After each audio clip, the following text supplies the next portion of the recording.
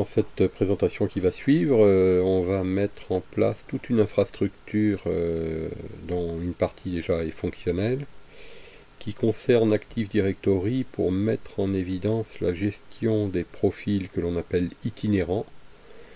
Et on verra également dans une partie suivante la gestion des profils rendus obligatoires. Alors qu'est-ce que les profils errants? Les profils, en fait, ça concerne les utilisateurs et ça consiste en fait à réunir l'ensemble des paramètres et réglages de chaque utilisateur dans une partie privative, alors qui se matérialise sous forme de fichiers. Et ces fichiers, en fait, sont dédiés à l'utilisateur. Donc si vous avez par exemple un utilisateur qui s'appelle Jean, un utilisateur qui s'appelle Sophie, qui partagent le même poste de travail, à tour de rôle, par exemple un Windows 10, et le compte Jean sera associé à un profil, c'est-à-dire un ensemble de fichiers qui sera en fait privatif et donc dédié à Jean, et auquel Sophie n'aura pas d'accès, et auquel l'administrateur n'aura pas la permission d'accéder non plus, naturellement, puisque le système de gestion de profil étant dédié à l'utilisateur, c'est donc une partie considérée comme privative. L'intérêt des profils sur un poste de travail, c'est donc de permettre à plusieurs utilisateurs de se partager la machine, mais cette option en fait m'intéresse pas moi dans ma démonstration. Ce qui m'intéresse, c'est de présenter les profils dits itinérants dans un environnement de domaine Active Directory. Donc ça concerne plutôt une solution d'entreprise ou en tout cas d'organisation qui va disposer d'un domaine et donc de un ou plusieurs serveurs. Alors par exemple des serveurs Windows 2012 ou bien Windows 2016, voire Windows 2008 et pourquoi pas, et qui vont permettre de centraliser ces profils. Les centraliser, ça veut dire qu'ils seront stockés sur un serveur dans un dossier partagé, et que les stations de travail, c'est-à-dire les postes clients, vont pouvoir en fait accéder aux profils qui concernent l'utilisateur connecté depuis n'importe quelle machine. C'est pour ça qu'on les appelle des profils itinérants. Alors pour commencer les opérations, j'ai mis en place un contrôleur de domaine Active Directory, donc il y a un domaine fonctionnel. Ce domaine, on peut voir ici, par exemple, dans cette boîte de dialogue, il s'agit d'un domaine qui s'appelle netsystem.local. Et ce domaine est déjà partiellement équipé de machines, de postes clients, PC. Alors PC, c'est normalement un Windows 7 édition intégrale, donc c'est une machine cliente Windows 7, et puis l'autre c'est un Windows XP qui sert en fait d'illustration. J'ai panaché volontairement du Windows XP et du 7 dans la suite pour montrer la différence des profils. En fait, c'est pas la même génération de système. Donc c'est pas le même procédé pour les profils, et il y a donc deux profils distincts. Ensuite, au niveau des contrôleurs domaine, alors j'ai cet ordinateur là, et puis celui-ci, qui sont en fait deux contrôleurs, mais dans la suite de la démonstration, en fait, je vais rétrograder, enfin, on va se retrouver avec un seul contrôleur de domaine effectif, l'autre sera utilisé uniquement comme serveur de stockage des profils. On pourra voir dans le document qui accompagne cette présentation que en fait ce procédé permet d'avoir un serveur qui est dédié au domaine et donc qui contiendrait pas ou peu de données, tandis que l'autre serveur serait le serveur de stockage des données. Alors notamment, moi je vais y mettre les profils, mais on pourra y mettre aussi les dossiers utilisateurs et toutes les données d'entreprise. Alors pour commencer à mettre en place en fait et à vérifier tout ça, on va ouvrir une console de commande et on va identifier notre machine par son nom, host name, qui permet d'obtenir son nom. Et on voit ici la terminaison du nom, ici c'est 81G, je regarde juste la terminaison, c'est pas la peine de tout considérer, je sais qu'il s'agit de cette machine là. Alors maintenant, sur un autre écran, j'ai mon Windows 7, on va y revenir plus tard. J'ai mon deuxième serveur qui est donc un Windows 2008. Donc ce serveur, on va se connecter dessus. Alors lui, c'est en fait, alors comme il est dépassé de date pour ma démonstration, il va redémarrer toutes les heures. Si vous êtes dans la même situation ici, toutes les heures, votre machine va non pas redémarrer, mais en réalité s'arrêter, brutalement sans prévenir. Donc il faudra être vigilant, vérifier qu'elle est allumée quand on aura besoin d'elle. De plus, vous voyez l'écran noir ici qui est volontairement affiché pour matérialiser en fait le fait que la licence, comme on peut le voir ici en bas à droite, là, la licence est expirée. Alors c'est pas très grave pour la suite de la démo parce que on va pouvoir en fait utiliser quand même pour faire notre serveur de stockage de profil. Alors ici aussi, on va vérifier les noms de la machine. Donc cette machine, hostname, c'est celle qui termine par CT8. Je reviens sur la première machine. Donc CT8, c'est elle. Donc alors, attention, parce que au niveau du système d'exploitation, elle signe comme un Windows 2012 R2. Alors en réalité, c'est un Windows 2008. Simplement, c'est dû au fait que dans une étape précédente, cette machine avait servi d'exercice de migration vers Windows 2012, et là je l'ai rétrogradé vers Windows 2008 Server. Donc elle porte le même nom, mais c'est en réalité un contrôleur de domaine 2008. Alors pour faire plus simple, ce que je vais faire, et ce qui semble une possibilité intéressante, c'est que cette machine-là, on va en fait juste vérifier qu'elle est bien intégrée au domaine, et quand on fait ça, ben, on voit bien qu'il s'agit d'un contrôleur de domaine, puisqu'il nous dit ici par une petite alerte qu'il ne peut pas être déplacé, qu'il ne peut pas être renommé, etc. Donc je vais annuler tout ça, et l'exercice que je vais faire ici, en fait, c'est simplement pour moi, pour rétablir les choses. Je vais la rétrograder au titre de serveur membre et plus contrôleur de domaine. C'est pas une obligation, mais ça va rendre les choses un peu plus logiques. Pour moi, il s'agit d'un simple serveur de stockage et non contrôleur. Alors cette opération ici, facultative, on va la faire assez rapidement.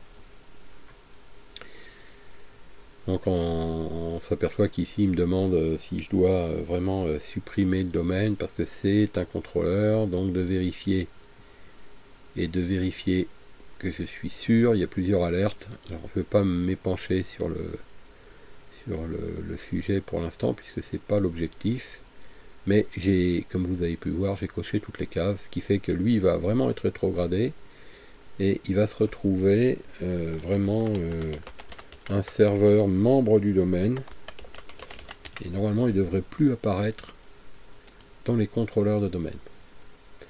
Alors pendant que ça fait ça, je vais cocher cette case et je ne vais pas attendre que ce soit terminé puisqu'on voit qu'il va redémarrer.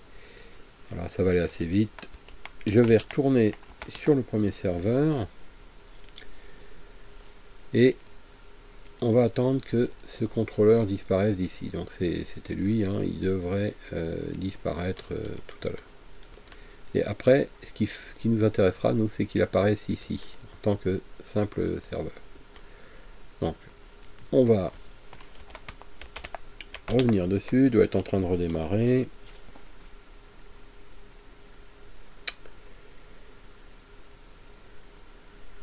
Voilà.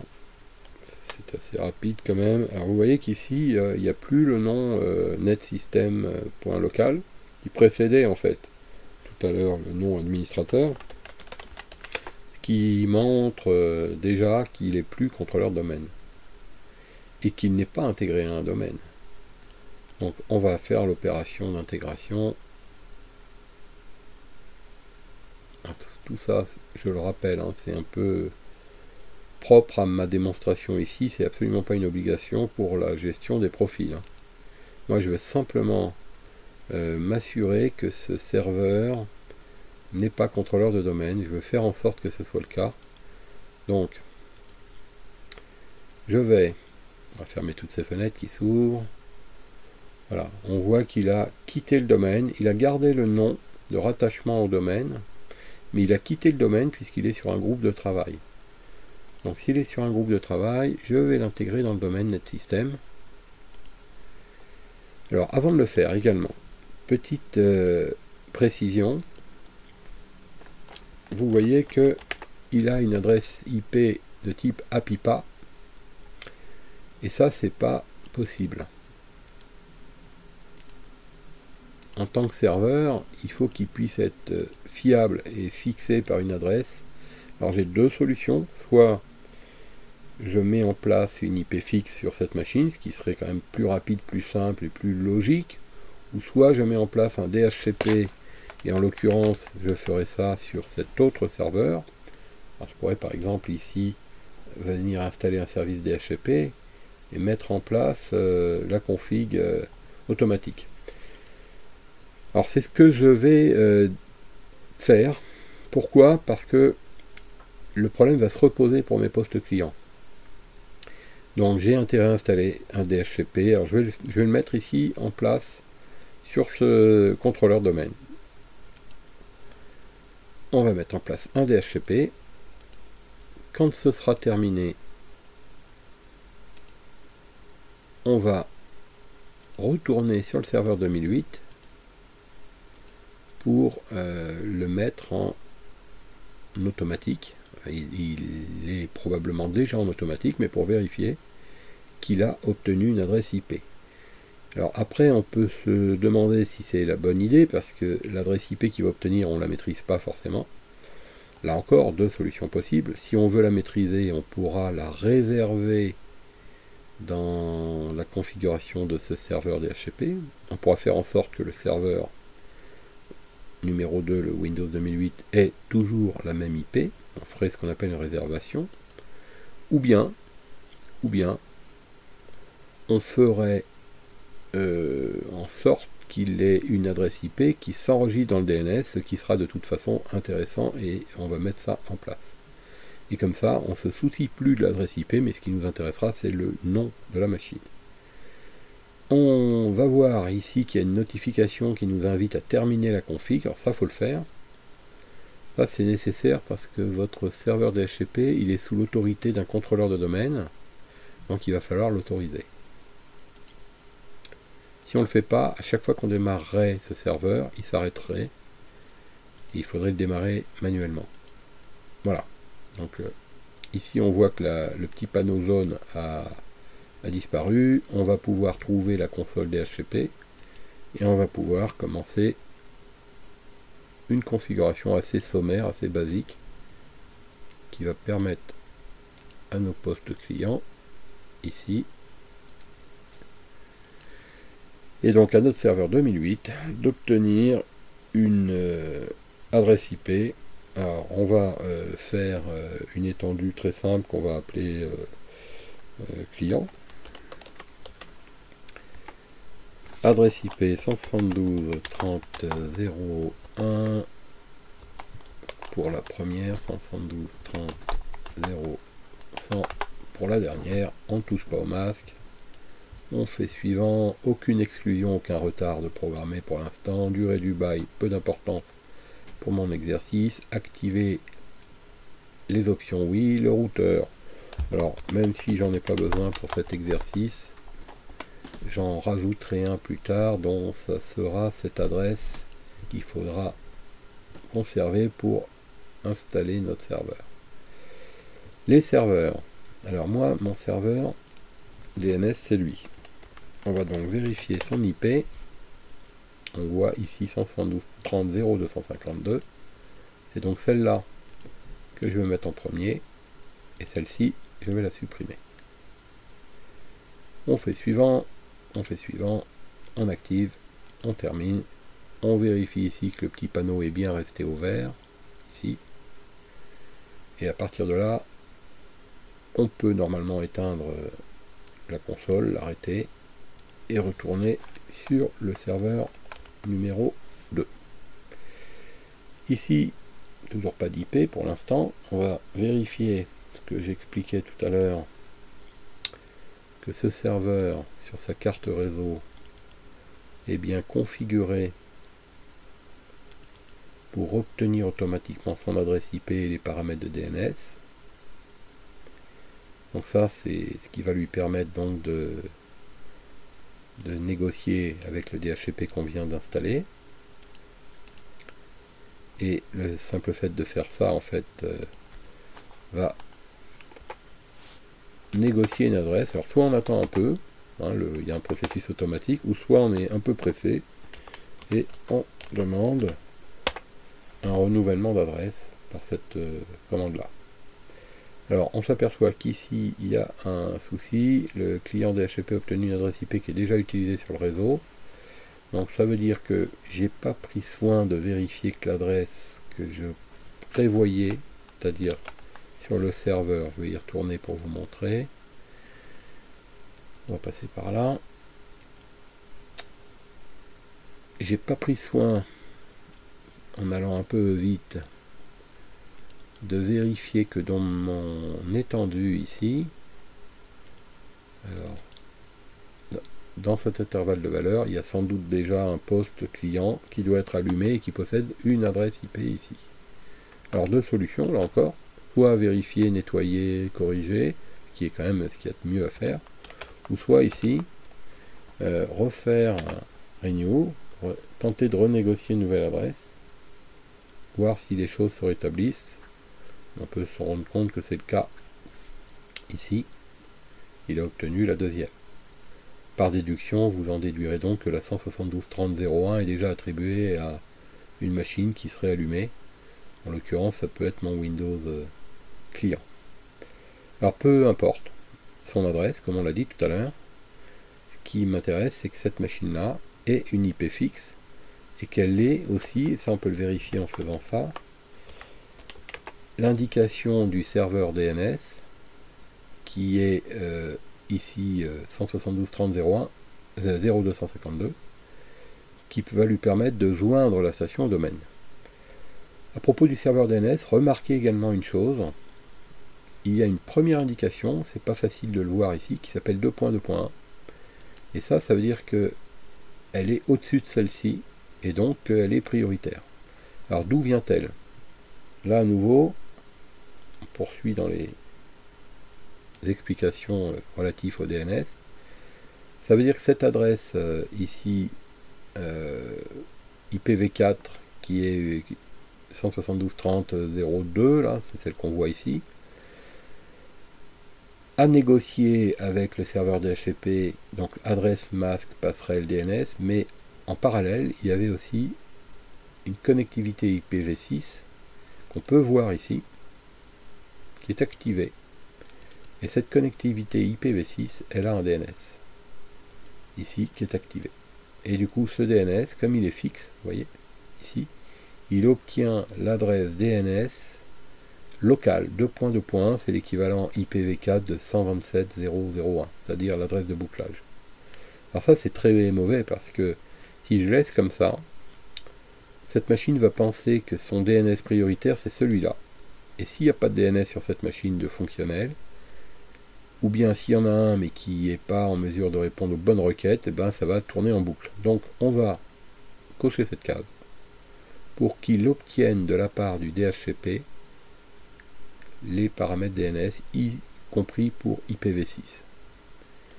Alors on va faire ça, et on va refaire un ipconfig/renew.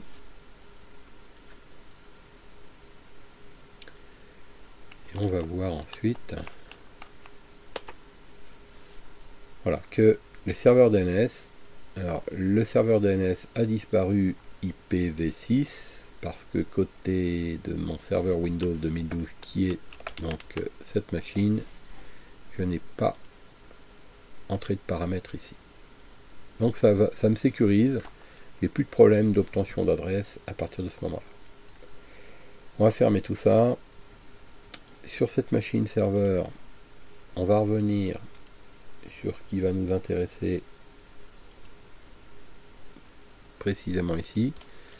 Ici, on va voir apparaître le serveur tout à l'heure et on fera le ménage ici. Il se fera tout seul au bout d'un moment, mais nous on le fera si c'est pas assez rapide, c'est-à-dire qu'on enlèvera ce serveur. On pourrait déjà l'enlever d'ailleurs, hein, il n'est plus contrôleur domaine. Alors, tout est rétabli. On va donc venir ici. On va donner un nom à cette machine. On va l'appeler SRV-2008 pour le distinguer. Et on va la mettre dans le domaine netsystem.local. Il devrait négocier avec le serveur une demande d'autorisation pour se joindre au domaine. Donc on va demander à l'administrateur de nous intégrer. On fait OK. On attend un petit peu. Bienvenue dans le domaine netsystem.local. Alors, avant de faire OK, je vais retourner sur le serveur ici. On va aller dans Computer et on s'aperçoit qu'il est apparu ici. Donc cette machine ici se trouve donc bien enregistrée dans les computers, c'est-à-dire en fait soit un serveur, soit une station de travail, mais plus un contrôleur de domaine. Alors vous voyez là, il y est en fait toujours, mais on l'enlèvera plus tard. C'est pas gênant qui reste ici, ou on l'enlèvera là par suppression comme ça tout à l'heure. On va attendre un peu, et s'il est toujours là dans quelques minutes, on l'enlèvera. Voilà. Alors, il faut redémarrer cette machine. Donc, vous devez redémarrer votre ordinateur. OK. On ferme. On redémarre. Pendant ce temps-là, pour gagner un peu de temps sur les opérations, pour être sûr de ne pas faire de bêtises, parce qu'il faut vraiment être prudent, toujours garder un œil sur nos paramètres. Je reprends la commande hostname pour déterminer le nom de cette machine. Je regarde la terminaison 81G. Il s'agit donc bien de celle-ci. Donc ça veut dire que c'est bien celle-là que je dois supprimer, qui est devenue le Windows 2008. Je l'enlève. Ici on me dit que il s'agit d'un contrôleur de domaine. Si j'exécute pas l'assistant sur le contrôleur de domaine, en fait ça a été fait. Il est en train de me dire ce qui a été fait tout à l'heure. Il vaut mieux pas poursuivre, mais comme je l'ai fait, je suis sûr de moi, hop, je peux le supprimer proprement. Computer a récupéré le serveur 2008 ici. Le serveur 2008 a dû, dans le laps de temps, redémarrer. On va se connecter dessus. À nouveau, on voit ici le nom local SRV 2008. Alors moi, ici, je vois que j'ai une ouverture de session locale qui se fait. Donc si je me log ici, je me log localement. Alors, on peut le faire. Mais c'est pas ce qui m'intéresse forcément. Moi, je veux me loguer sur le domaine. Oups. Alors, ouais, je peux pas l'activer. Donc, ça m'intéresse pas forcément de me loguer localement. Je vais juste le faire une fois pour vérifier que tout est correct. Moi, ce qui m'intéresse, c'est de m'assurer qu'il est bien dans le domaine. Et si c'est le cas, je vais ouvrir une session sur le domaine. Alors pour ça, on attend un petit peu. Voilà, cette fenêtre s'est ouverte, on voit bien son nom pleinement qualifié, et puis on voit bien qu'il appartient à un domaine ici. Donc, c'est parfait. On le laisse un peu prendre ses esprits. On va refaire un tour sur le serveur ici. Alors maintenant, ce qu'il faut vérifier, deuxième opération, c'est de vérifier que le DNS, dans le nom de domaine qui concerne netsystem.local, est bien récupéré l'information où on trouve le nom du serveur qu'on vient de créer, de redémarrer, et l'adresse IP qu'il a actuellement. Parce que c'est le seul moyen qu'on a, ne pouvant pas retenir quelle adresse il a, puisqu'elle peut changer, c'est le seul moyen qu'on a de le retrouver. On s'aperçoit que ça s'appelle SRV 2008. Et là encore, on pourrait aussi s'assurer qu'on peut par exemple pinguer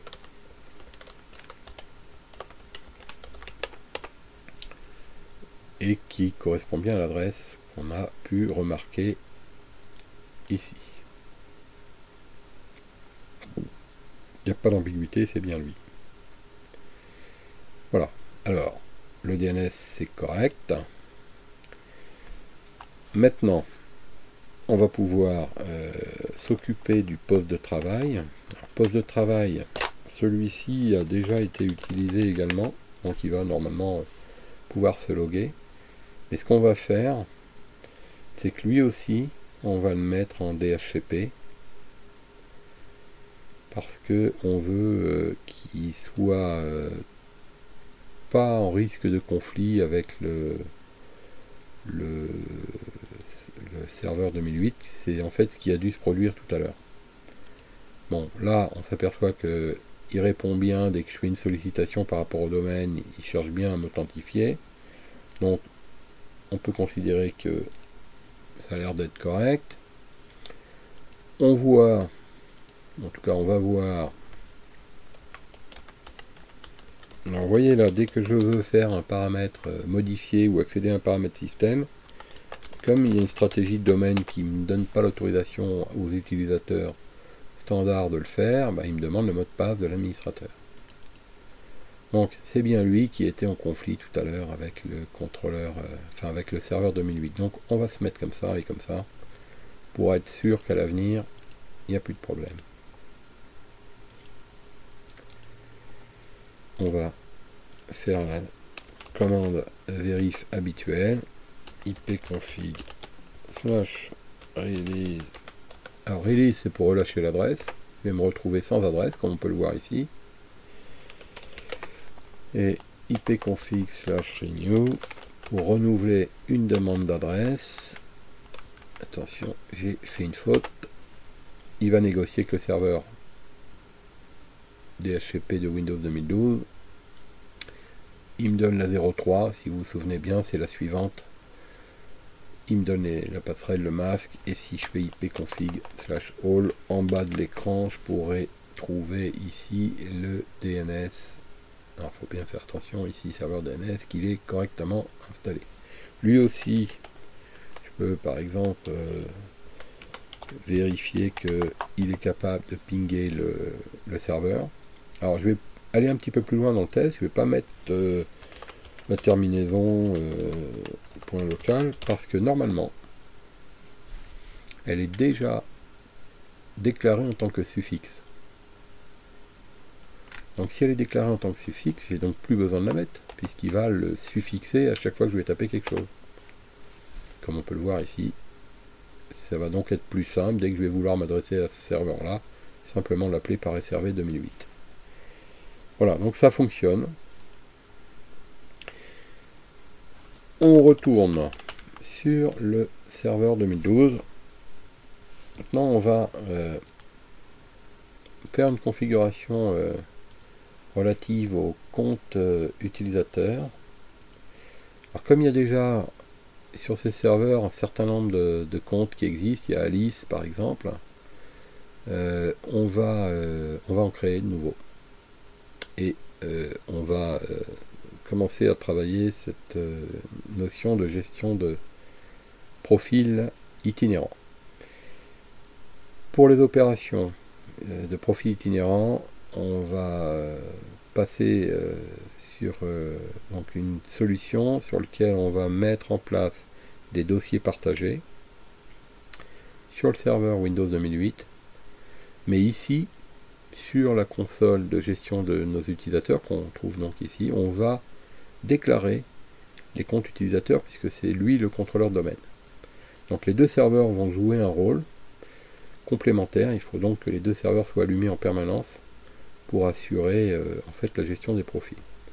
Et on verra justement si un serveur, notamment le serveur où il y a les profils, s'il s'arrête, ben on aura non pas un problème de connexion au domaine, mais un problème de connexion au profil.